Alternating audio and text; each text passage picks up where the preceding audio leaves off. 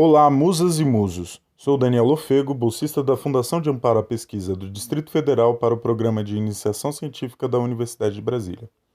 Me apresento hoje chamando vocês de musas e musos, pois era assim que os estudantes de museologia na UNB gravavam os números dos colegas no celular, fazendo uma alusão ao Templo das Musas, um conto grego que ensinam nas matérias de introdução ser a origem epistemológica da instituição que rodeia as discussões em sala de aula.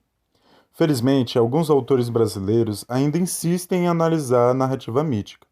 Gilene Bulhões apresenta a narrativa em 3 visões que guiam este trabalho.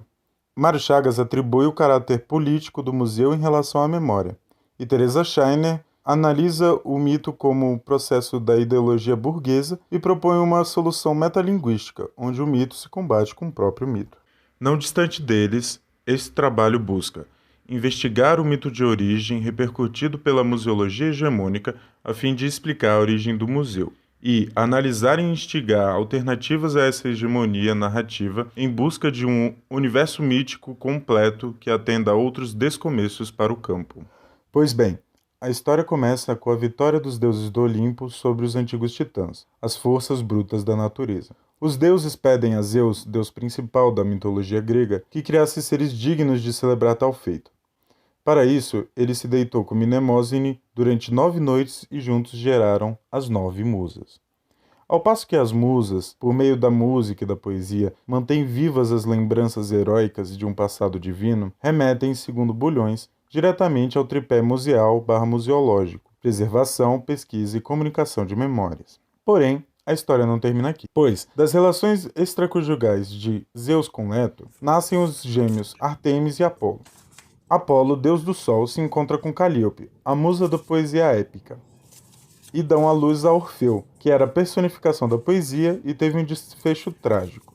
Após perder a sua amada Eurídice, Orfeu nunca mais se interessou por outra mulher. Foi morto violentamente e seu corpo esquartejado e espalhado pelo mundo por um sopro.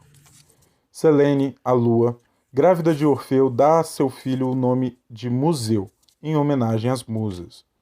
Museu foi criado por ninfas, seres mortais ligados às forças da natureza, e enterrado, após a morte de velhice, no lugar batizado com seu nome, a colina de Museion, um morro oposto à Acrópole, em Atenas. Conforme a mitologia grega, coube a ele a tarefa de reaver a poesia que foi espalhada em tudo o que há pelo corpo destroçado e soprado de seu pai. Teresa Scheiner olha para a morada das musas e propõe mudar o foco de análise, possibilitando uma releitura do mito. Assim, ela evidencia o museu em um campo de embate de percepções voltadas nas tensões entre templo e as musas. Ela nos mostra que os museus tradicionais ficaram tanto para o templo que os fizeram de forma a não ter espaço para as musas. Já Mário Chagas e Bulhões encontram uma outra dualidade de conceitos, entre Mnemosine e museu, entre influência materna e a paterna, entre museus rizomáticos e arbóreos, entre o poder da memória e a memória do poder.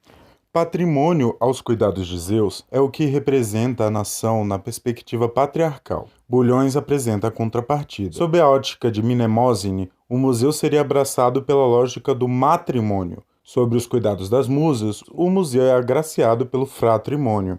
A abordagem de Gilene Bulhões se difere aos demais ao buscar um universo mítico completo, ao evidenciar o mito grego a partir do universo iorubá, no que, ao tempo em que os corpos físicos são cavalgados pelos orixás, pode-se dizer que os museus são corpos políticos cavalgados pela memória, corpos somente animados e incorporados por nossas lembranças, fazendo assim um paralelo entre Mnemosine e Nanã, onde ambas são um substrato que nos permite a modelagem das coisas que são criadas e a recuperação do sangue da poesia que há em cada uma delas. 2 foram os caminhos apresentados até aqui. Por um lado, ao lado de Chagas e Scheiner, podemos entrar no universo mítico e escavar versões que mais se adequam aos impulsos do fazer museológico brasileiro atual.